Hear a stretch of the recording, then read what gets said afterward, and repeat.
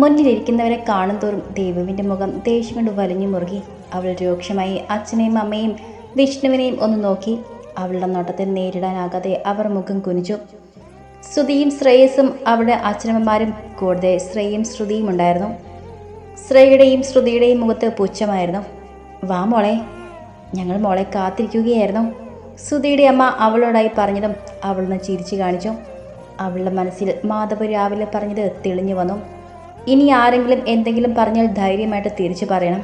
നിന്റെ മൗനം അവരുടെ വിജയമാക്കരുത്. അവളൊന്ന് ആഞ്ഞ് ശ്വാസം എടുത്തുകൊണ്ട് പുറത്തേക്ക് വിട്ടു. ശേഷം അവൾ പതിയെ കയ്യിലിരുന്ന ഫോണിൽ മാധവിൻ്റെ നമ്പർ ഡയൽ ചെയ്തു. അപ്പോൾ എല്ലാവർക്കും ഇഷ്ടമായ സ്ഥിതിക്ക് നമുക്കിതങ്ങ് ഉറപ്പിക്കാം അല്ലേ പ്രസാദ്? എന്തുറപ്പിക്കാമെന്ന് സുധിയുടെ അച്ഛൻ ബാലൻ പ്രസാദിനോട് ചോദിക്കുന്നത് കേട്ടതും ദേവ് ഗൗരവത്തോടെ ചോദിച്ചു. അത് പിന്നെ മോളെ, മോളും സുധിയും തമ്മിലുള്ള വിവാഹം അത് ഞങ്ങളങ്ങ് ഉറപ്പിച്ചു. അവളുടെ മുഖത്തെ ഗൗരവം കണ്ട് അയാളൊന്ന് പതറിക്കൊണ്ട് പറഞ്ഞു. എൻ്റെ വിവാഹമോ? അതും എന്നോട് അഭിപ്രായം ചോദിക്കാതെയോ? അവൾ അതേ ഗൗരവത്തോടെ തന്നെ ചോദിച്ചതും അയാൾ മറുപടി പറയാനാകാതെ പ്രസാദിനെ നോക്കി. അവളുടെ മുഖത്തെ ഗൗരവം എല്ലാവരെയും ഒന്ന് ഭയപ്പെടുത്തി. കാരണം ഇന്ന് വരെ ദേവു ആരോടും എതിർത്ത് സംസാരിച്ചിട്ടില്ല. അങ്ങനെയുള്ളവളാണ് ഇപ്പോൾ ഇത്രയും ഗൗരവത്തിൽ സംസാരിക്കുന്നത്. ശ്രേയയും ശ്രുതിയും പരസ്പരം ഒന്ന് നോക്കി. ശേഷം ശ്രുതിയുടെ കണ്ണുകൾ കൊണ്ട് വിഷ്ണുവിനോട് എന്തോ പറഞ്ഞു. അവൻ അതിന് തലകുലുക്കി സമ്മതിച്ചുകൊണ്ട് ദേവുവിനെ നോക്കി. ദേവു, ശ്രുതി നല്ല പയ്യനാണ്, അതുകൊണ്ട് തന്നെ ഞങ്ങളത് തീരുമാനിച്ചു കഴിഞ്ഞു. അത് തന്നെയാണ് ഞാനും ചോദിച്ചത്. ആരോട് ചോദിച്ചിട്ടെന്ന്? എൻ്റെ വിവാഹം ഞാൻ അറിയാതെ ആരോട് ചോദിച്ചുകൊണ്ടാണ് നിങ്ങൾ തീരുമാനിച്ചതെന്ന് പ്രസാദ് പറഞ്ഞതും അവൾ അയാളോടായി ചോദിച്ചു. നീ ഞങ്ങളുടെ മകളാണ്, നിന്റെ കാര്യങ്ങൾ തീരുമാനിക്കാൻ ഞങ്ങൾ ആരോട് ചോദിക്കണം? പ്രസാദ് കുറച്ച് ദേഷ്യത്തോടെ തന്നെ അവളോട് ചോദിച്ചു. ആണോ? ഞാൻ നിങ്ങളുടെ മകളാണോ? അയാൾക്ക് മറുപടിയായി അവൾ ചോദിച്ചതും അയാളൊന്നും പറയാനാകാതെ നിന്നു. അവളൊന്ന് കണ്ണടച്ച് തുറന്നുകൊണ്ട് ബാലനെ നോക്കിയൊന്ന് ചിരിച്ചു. ശേഷം അയാളോടായി പറഞ്ഞു. അങ്കിൽ, എനിക്ക് അങ്ങളിൻ്റെ മകൻ ശ്രുതി വിവാഹം കഴിക്കാൻ കഴിയില്ല. കാരണം എനിക്ക് മറ്റൊരാളെ ഇഷ്ടമാണ്. അതിവിടെ ഇരിക്കുന്ന എല്ലാവർക്കും അറിയാവുന്ന കാര്യവുമാണ്. അതുകൊണ്ട് ദയവ് ചെയ്ത് ഈ ആലോചന ഇവിടെ വെച്ച് സ്റ്റോപ്പ് ചെയ്യണം. ഡി, അവൾ ബാലനെ നോക്കി പറഞ്ഞു കഴിഞ്ഞതും വിഷ്ണു ദേഷ്യത്തോടെ അവളുടെ കവിളിൽ ആഞ്ഞടിച്ചു. ഒരു നിമിഷം എല്ലാവരും സ്തംഭിച്ചു. ശ്രേയയുടെയും ശ്രുതിയുടെയും മുഖത്ത് പരിഹാസം നിറഞ്ഞു. ദേവ് ഒരു നിമിഷം കവിൾ പൊത്തി കണ്ണടച്ചു നിന്നു. ശേഷം മിഴികൾ തുറന്ന് എരിയുന്ന അഗ്നി പോലെ അവനെ തുറച്ചു നോക്കി. അവളുടെ കണ്ണിലെ അഗ്നിയിൽ അവൻ വെന്ത് വെണ്ണീറാകുന്നത് പോലെ തോന്നി. അല്പസമയം അവനെ നോക്കിയതിനു ശേഷം അവൾ വീണ്ടും ബാലനെ നേരെ തിരിഞ്ഞു. ഞാൻ പറയാനുള്ളത് പറഞ്ഞുവെങ്കിൽ ഈ വിവാഹം ഒരിക്കലും നടക്കില്ല.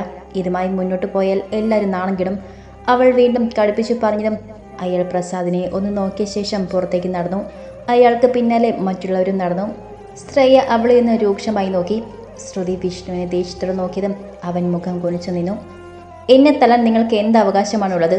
എല്ലാവരും പുറത്തേക്ക് ഇറങ്ങിയതും ദേവ് ദേഷ്യത്തോടെ വിഷ്ണുവിനോട് ചോദിച്ചു. അവളുടെ ദേഷ്യത്തോടെയുള്ള ചോദ്യം കേട്ടതും അവൻ എന്തു പറയണമെന്ന് അറിയാതെ അവളെ നോക്കി നിന്നു. ദേവു. അവളുടെ ചോദ്യം ചെയ്യൽ ഇഷ്ടപ്പെടാതെ പ്രസാദ് ദേവുവിനെ ദേഷ്യത്തോടെ വിളിച്ചതും അവൾ അതിനേക്കാൾ ദേഷ്യത്തോടെ അയാളെ കൈയെടുത്ത് തടഞ്ഞു. ഞാൻ ചോദിച്ചത് കേട്ടില്ലേ വിഷ്ണു പ്രസാദ്? എന്നെ തല്ലാൻ നിങ്ങൾക്ക് എന്ത് അവകാശമാണുള്ളതെന്ന്? ഞാൻ നിന്റെ സഹോദരനാണ്. അവൾ ഉയർന്ന ശബ്ദത്തോട് ചോദിക്കുന്ന കേട്ട് അവനൊരു പതർച്ചയോടെ പറഞ്ഞു. അവൻ്റെ മറുപടി കേട്ടതും അവളൊന്ന് പുറ്റിച്ച് ചിരിച്ചു. സഹോദരനോ? നിങ്ങളോ? സ്വാർത്ഥതയ്ക്ക് വേണ്ടി പെങ്ങളുടെ സന്തോഷം നശിപ്പിക്കുന്ന നിങ്ങളാണോ സഹോദരൻ? നിന്റെ നല്ലതിന് വേണ്ടിയാണ് ഞാൻ ഓരോന്ന് ചെയ്യുന്നത്. അവൾ പുച്ഛത്തോടെ പറയുന്ന കേട്ട് അവൻ ഈർഷ്യത്തോടെ പറഞ്ഞു. ഓഹോ, എൻ്റെ നല്ലതിനോ? അതോ നിങ്ങൾക്ക് നിങ്ങൾ പ്രണയിച്ചവളെ നഷ്ടപ്പെടാതിരിക്കാനോ? അവൾ പറഞ്ഞു കേട്ട് അവൻ മറുപടി ഇല്ലാതെ നിന്നു. മറുപടിയില്ല അല്ലേ? എങ്കിൽ ഞാൻ പറയാം. നിങ്ങളുടെ കാമുകി, അതായത് ശ്രുതി, അവൾ നിങ്ങളെ വിവാഹം കഴിക്കണമെങ്കിൽ അവളുടെ ചേച്ചി, അതായത് ശ്രേയ, അവളുടെ വിവാഹം കഴിയണം. ഇനി ശ്രേയയെ കെട്ടുന്നുണ്ടെങ്കിലോ അത് എൻ്റെ ഉണ്ണിയേട്ടനെ തന്നെ ആവണം.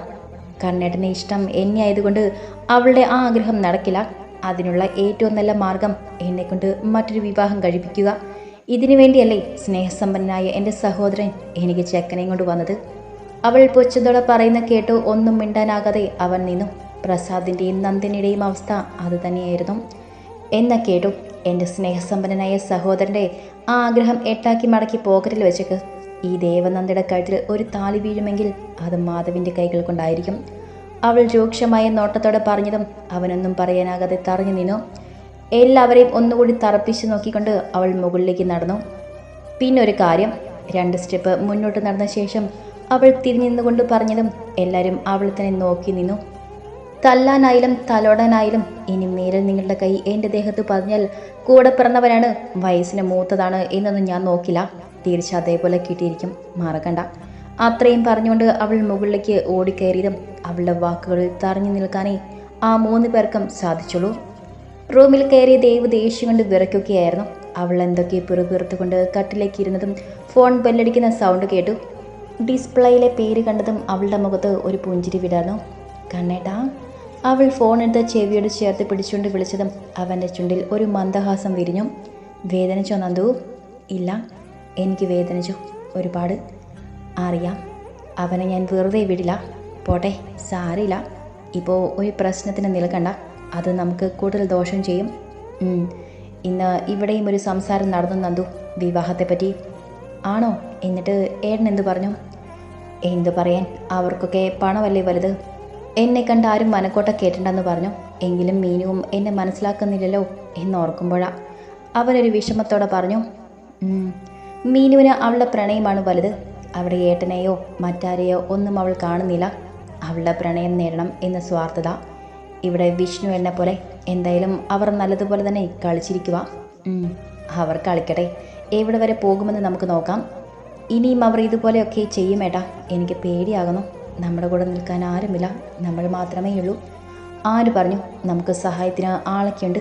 എന്തെങ്കിലും പ്രശ്നമുണ്ടായാൽ അപ്പോൾ അവർ ഇറങ്ങിക്കോളും. അവളൊരു പേരോട് പറയുന്ന കേട്ടതും അവൻ പറഞ്ഞു. ആരാ അത്? എൻ്റെ ഫ്രണ്ട്സ്. നമ്മുടെ ജീവിതത്തിൽ നമുക്ക് വിശ്വസിക്കാൻ പറ്റുന്നത് ആത്മാർത്ഥമായ ഫ്രണ്ട്ഷിപ്പ് മാത്രമാണ് ദേവു. ബാക്കിയൊക്കെ ഒരു പ്രഹസനമായിരിക്കും. നമ്മുടെ ജീവിതം കൊണ്ട് തന്നെ നമുക്കത് മനസ്സിലായതല്ലേ. അവൻ പറഞ്ഞതിന് അവളൊന്ന് മോളി. വിഷമിക്കണ്ട, തീരെ നിവർത്തിയില്ലെങ്കിൽ ഞാനൊരു വഴി കണ്ടിട്ടുണ്ട്. എന്ത് വഴി? നിന്നെ കൊണ്ട് നാട് വിടുക, അത്ര തന്നെ. എന്തേ വരില്ല നീ? വരും, കണ്ണേട്ടൻ വിളിച്ചാൽ എവിടെയാണെങ്കിലും വരും ഞാൻ. അപ്പോൾ ഇനി ആരെന്തു പറഞ്ഞാലും ഇന്ന് നിന്നതുപോലെ ബോൾഡായിട്ട് നിന്നോ. ബാക്കി വരുന്നിടത്ത് വെച്ച് കാണാം, ഓക്കെ? എങ്കിൽ ഞാൻ വെക്കുക, പിന്നെ വിളിക്കാം. അവൻ അത് പറഞ്ഞുകൊണ്ട് ഫോൺ കട്ട് ചെയ്തു. അവളൊരു ദീർഘശ്വാസം എടുത്തുകൊണ്ട് കട്ടിലേക്ക് ചാഞ്ഞു കിടന്നു. അവളുടെ മുഖത്തുണ്ടായിരുന്ന ദേഷ്യം പാടെ അകന്നിരുന്നു. റൂമിൽ കട്ടിൽ കണ്ണിന് കുറുകെ കൈകൾ വെച്ച് കിടക്കുകയായിരുന്നു വിഷ്ണു. അവൻ്റെ മനസ്സിൽ നിന്ന് ദേവ് പറഞ്ഞ കാര്യങ്ങളായിരുന്നു. സ്വാർത്ഥതയ്ക്ക് വേണ്ടി സ്വന്തം സഹോദരിയുടെ സന്തോഷം നശിപ്പിക്കുന്ന നിങ്ങളാണോ സഹോദരൻ? ശരിയാണ്, സ്വാർത്ഥത തന്നെയാണ്. ശ്രുതിയെ സ്വന്തമാക്കാൻ തന്നെയാണ് ദേവുവിന് മാധവിനെയാണ് ഇഷ്ടമെന്ന് അറിഞ്ഞിട്ടും ശ്രുതിയെ കൊണ്ട് വിവാഹം കഴിപ്പിക്കാൻ തീരുമാനിച്ചത്. പക്ഷെ അതിൻ്റെ പേരിൽ എനിക്ക് ദേവുവിനെ ഇഷ്ടമില്ലാതാകുമോ? അല്ലെങ്കിൽ തന്നെ ശ്രുതിക്ക് എന്താണൊരു കുറവ്? അവൻ നല്ലൊരു ബിസിനസ്മാൻ അല്ലേ? എന്തുകൊണ്ടും മാധവിനേക്കാൾ യോഗ്യനല്ലേ? പിന്നെന്താ അവൾക്ക് പ്രശ്നം? കുഞ്ഞിലെ തനിക്ക് അവളെ ഒത്തിരി ഇഷ്ടമായിരുന്നു. അവളെ എടുത്തുകൊണ്ട് നടക്കാനും കണ്ണെഴുതിക്കാനും പൊട്ടു തൊടിക്കാനുമൊക്കെ തനിക്ക് ഒത്തിരി ഇഷ്ടമായിരുന്നു. തൻ്റെ പിന്നാലെ ഏട്ടാന്ന് കൊഞ്ചി കൊഞ്ചി നടന്നിരുന്നവൾ. പിന്നെ എപ്പോഴാണ് തനിക്ക് അവളുടെ ഇഷ്ടം കുറഞ്ഞത്? അവൾ വലിയ പെണ്ണായെന്ന് മുത്തശ്ശി പറഞ്ഞ ഉടനെ അവളെ കാണാനായി ഓടി എന്നെ തടഞ്ഞുകൊണ്ട് മുത്തശ്ശി പറഞ്ഞ വാക്കുകൾ കേട്ടല്ലേ താൻ അവളെ അകറ്റി നിർത്തിയത്. അവൾ വലിയ പെണ്ണായത്രേ. ഇനി പഴയതുപോലെ അവളെ കൊഞ്ചിച്ചാൽ വഴി തെറ്റിപ്പോകുമത്രേ. പെൺകുട്ടികളെ എപ്പോഴും വരച്ച വരയിൽ നിർത്തണം. അവർ എന്നും ആണുങ്ങളുടെ അടിമയായി തന്നെ നിൽക്കണം, അല്ലെങ്കിൽ അവർ ആണുങ്ങളെ ഭരിക്കാൻ തുടങ്ങും. ഇതാണ് മുത്തശ്ശി എപ്പോഴും പറഞ്ഞുകൊണ്ടിരുന്നത്. മുത്തശ്ശി പറഞ്ഞതൊക്കെ താനും വിശ്വസിച്ചു. അന്നു മുതൽ അവളോട് അടുപ്പം കുറിച്ച് തന്നെ പെരുമാറി തുടങ്ങി. എപ്പോഴും വഴക്ക് പറയാൻ തുടങ്ങി. തൻ്റെ പിന്നാലെ ഓരോന്ന് പറഞ്ഞു വരുന്നവളെ ദേഷ്യപ്പെട്ട് ഓടിച്ചു. അതിൻ്റെ കൂടെ അച്ഛനും അമ്മയും ഉൾപ്പെടെ എല്ലാവർക്കും അവളെക്കാൾ ഇഷ്ടം തന്നെയാണെന്നുള്ള അഹങ്കാരവും എല്ലാം തന്നെ അവളിൽ നിന്ന് അകറ്റി. ആദ്യമൊക്കെ വഴക്ക് പറഞ്ഞാലും അവൾ വീണ്ടും തൻ്റെ അടുത്തേക്ക് വരുമായിരുന്നു. എന്നാൽ കുറച്ചു കഴിഞ്ഞ് അവളും തന്നിൽ നിന്നും അകന്നു തുടങ്ങി. പക്ഷേ ഇന്ന് അവൾ പറഞ്ഞു കേട്ട് മനസ്സിൽ എന്തോ ഒരു വിഷമം.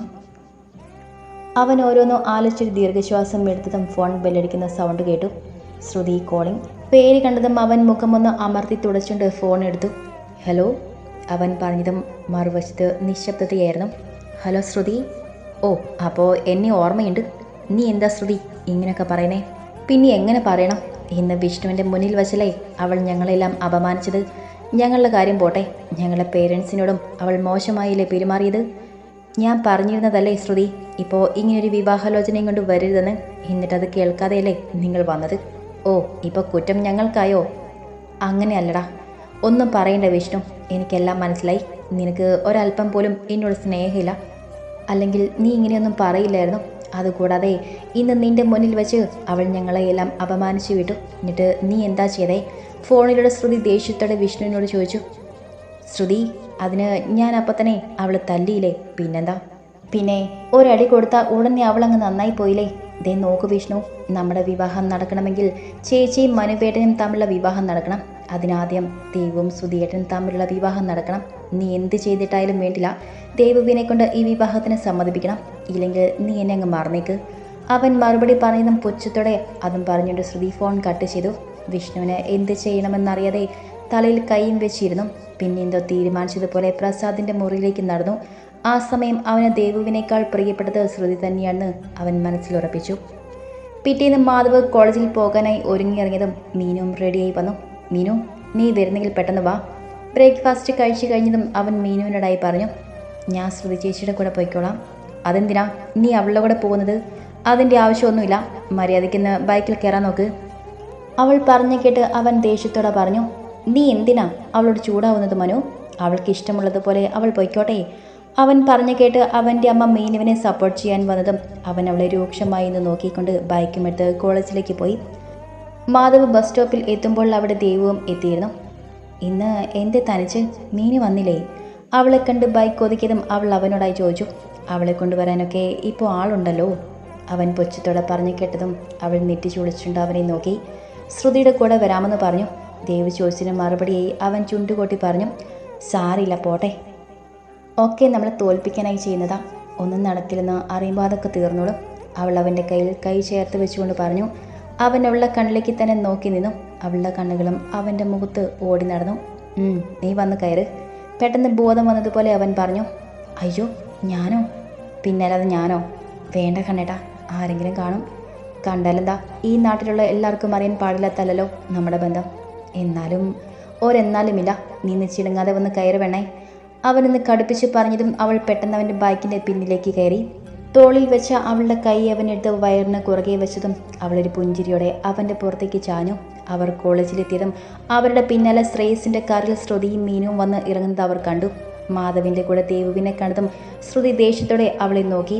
അതിന് ദേവു അവളെ നോക്കിന്ന് പുച്ഛിച്ചുകൊണ്ട് ഒന്നുകൂടി മാധവിനോട് ചേർന്ന് നിന്നു. നീ ക്ലാസ്സിലേക്ക് പോയിക്കോ, എനിക്ക് HOD എന്ന് കാണണം. അവരെ രൂക്ഷമായി നോക്കിക്കൊണ്ട് അവൻ ദേവുവിനോടായി പറഞ്ഞു.